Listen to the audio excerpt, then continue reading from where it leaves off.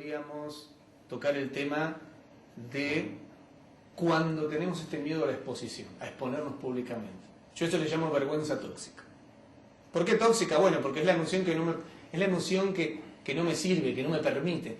Yo estoy sentado en una silla, ¿sí? Y no puedo simplemente pararme a decir lo que quiero decir, y lo quiero decir, pero no puedo. Estoy atornillado a esa silla. Eso es la vergüenza tóxica. ¿Y en qué se fundamenta la vergüenza tóxica? En el miedo al fracaso y el miedo al ridículo. Son dos miedos. Miedo al fracaso, a fracasar en lo que voy a hacer, y miedo al ridículo. Y ahí aparece algo más profundo todavía, que tiene que ver con cómo nos relacionamos con nosotros mismos. Y esto tiene todo que ver con el espacio cultural que vivimos. Que no vivimos 100% en ese espacio cultural, porque la verdad es que tenemos una diversidad cultural muy importante. Pero hay ciertas matrices y ciertas estructuras que se conservan. Como podría ser la cultura del apropiamiento, la cultura del patriarcado, de apropiarnos de apropiarnos del saber, de apropiarnos de las ideas, de apropiarnos absolutamente de todo. De apropiarnos de las tierras, de apropiarnos. Entonces vivimos, todos apropiamos de las ideas, entonces todo tiene copyright, cosa que va a desaparecer pronto. Entonces, a mí me gusta contar una historia para explicar esto, porque es algo que me pasó a mí. Entonces cuando cuento esa historia se me hace mucho más sencillo poder explicarlo y decir de qué estoy hablando. Y la historia data de cuando yo tenía unos 8 años, 9 años, no recuerdo exactamente, pero iba al colegio, hacía las cosas que hacía en el colegio, y teníamos los recreos, y en los recreos hacíamos las cosas que los chicos hacían en los recreos.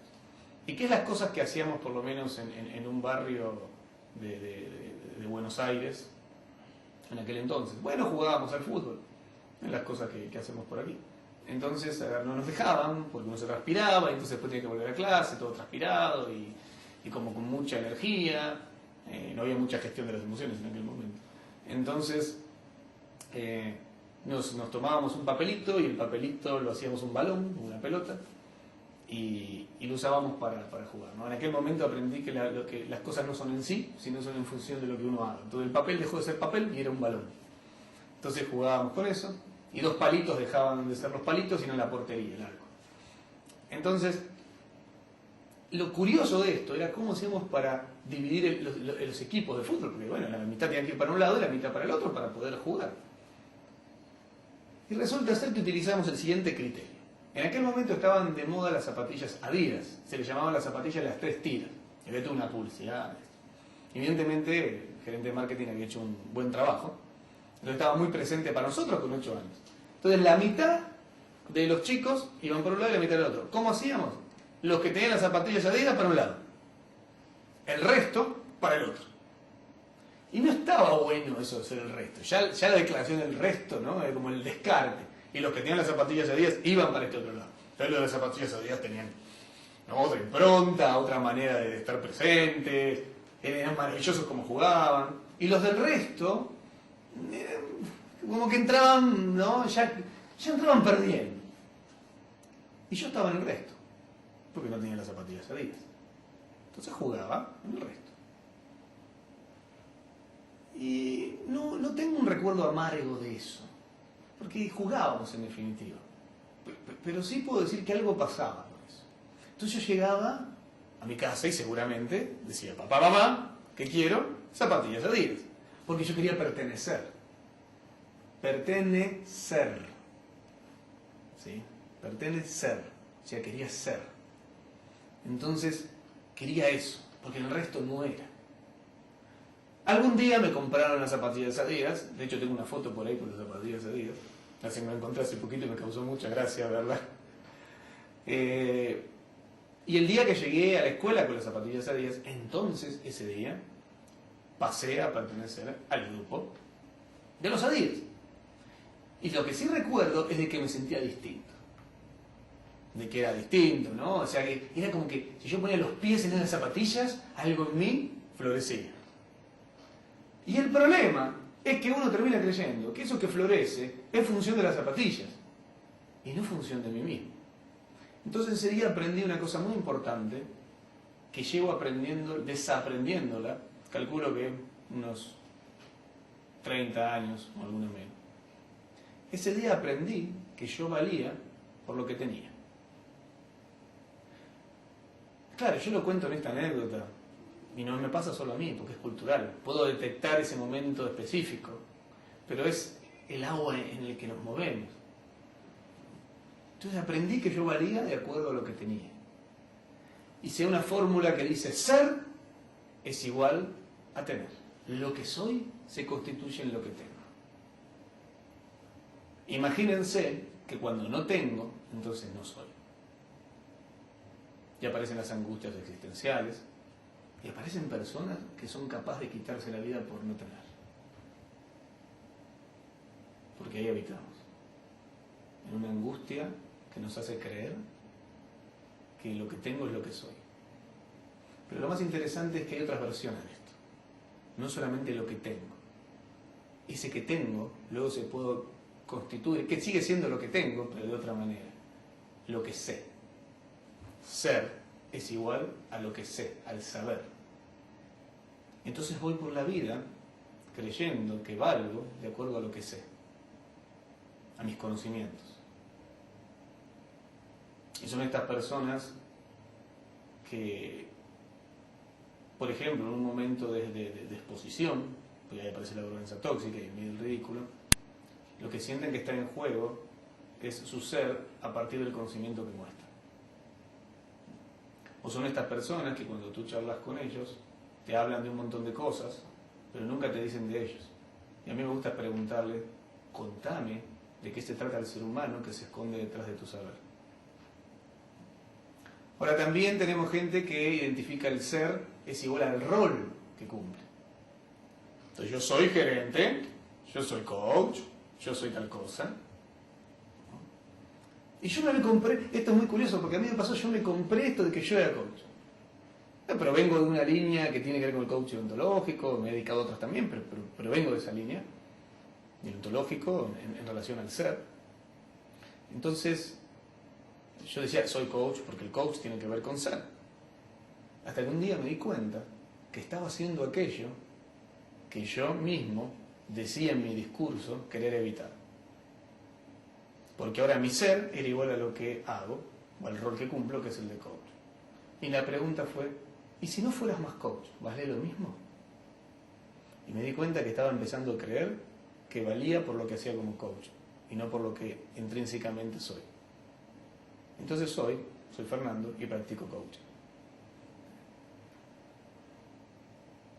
A veces nos compramos el rol en otro sentido. Por ejemplo, soy mamá, o soy papá, o soy líder. Entonces, bueno, pero ¿qué hay atrás? Y este soy papá y este soy mamá tiene un quiebre tremendo cuando resulta ser, porque para ser papá y para ser mamá hay una relación que se tiene que establecer, un tipo de relación que ocurre. Y el famoso síndrome del nido vacío, donde los chicos se van, que ya no son chicos. El síndrome del nido vacío puede ocurrir de todas maneras, pero es distinto cómo se vive cuando uno cree que es un papá o es una mamá. No, yo soy lo que soy, y aparte soy papá, y aparte soy mamá, y aparte soy líder, y aparte soy gerente. Pero en ese soy, en realidad, hasta el decirlo, ¿no? Uno utiliza la palabra soy. Y no debería utilizar la palabra soy, debería estoy siendo, o practico, o hago de, porque el mismo soy ya me tira de nuevo en ese lugar. Entonces aparece esta fórmula que es ser igual a lo que tengo, igual a lo que hago, igual a lo que sé, igual al rol que cumplo, e incluso igual a los resultados. Entonces yo soy mis resultados. ¿Y si no tenés resultados?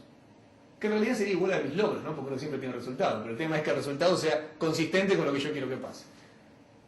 ¿Y si no tenés los logros? ¿Quién sos? ¿Quién sos aún cuando tus logros no están?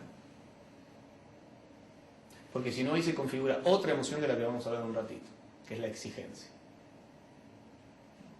Entonces, poder desvincular el ser como simplemente lo que somos, sin necesidad de definirlo. O podríamos decir que el ser es pura posibilidad. El ser es esa masa, a mí me gusta jugar con la metáfora de la masa de pizza, esa masa de pizza que se irá moldeando de una manera o de otra de acuerdo a las condiciones de vida que vivís, y que se puede volver a masa de pizza y se vuelve a moldear de otra manera de acuerdo a las condiciones. y que tiene algo intrínseco y que el valor ya está puesto ahí. Simplemente eso es el ser. Cuando tú quieres definir quién eres y te pones frente al espejo, yo soy esto, o escribes una hoja, yo soy esto, yo soy aquello, yo eso le llamo el no ser. Porque del momento en que te definiste, ya no sos posibilidad, ya te etiquetaste. Pero tenemos tal necesidad de estar en la emoción de la certidumbre que buscamos todo el tiempo definirnos. Ahora, cuando vivimos en el ser que no se define, vivimos en la posibilidad. Y ahí se abre un espacio enorme, donde la incertidumbre no es una amenaza, sino es una posibilidad de crear oportunidades una y otra vez. Claro, es mirar de frente al futuro, donde es como una especie de panel en blanco, donde puedes dibujar lo que quieras dibujar. Pero dibujar desde un panel en blanco implica creer y crear. Y no siempre estamos dispuestos a eso. Entonces miramos al pasado para querer construir el futuro a partir de lo que ya hicimos. Y eso tiene que ver con el miedo. Y tiene que ver con muchos miedos que tenemos ahí dando vuelta. Entonces, cuando en las organizaciones nos encontramos temas como el miedo a delegar, el miedo a la toma de decisiones, el miedo a exponer, hay mucho para trabajar ahí. ¿Qué es? Realmente, ¿cuál es la amenaza? Porque quizás yo creo que la amenaza de exponer tiene que ver con mi ser. Pero cuando empiezo a ver esto, me doy cuenta que en realidad mi ser no está en juego. Quien yo soy como posibilidad no está en juego ante que yo exponga algo y que los demás piensen qué tontería que acabas de decir. De ninguna manera está en juego, excepto que viva en ese mundo emocional del apego a lo que sé y del apego a la imagen. Porque termino creyendo que yo soy mi imagen, mi apariencia. Entonces cuido mi imagen y mi apariencia en un espacio de inautenticidad total, donde el poder personal de construir los futuros que quiero desaparece. Porque solo en la pureza de estar siendo lo que simplemente soy, en el desapego al saber, al tener, al logro, solo ahí soy capaz de conectarme con lo más potente de mí mismo. Solo ahí se libera el potencial. Y solo ahí construimos organizaciones que pueden vivir en el bienestar y pueden vivir en la productividad. Y una productividad de calidad. Ese es uno de los papeles centrales de la gestión de las emociones. Gestionar el miedo, no para evitarlo, no para eliminarlo, sino para observarlo como una señal que nos habla de una amenaza y cuáles son los recursos que vamos a construir para poder pasar esa situación y seguir construyendo el sentido compartido y los logros que queremos lograr.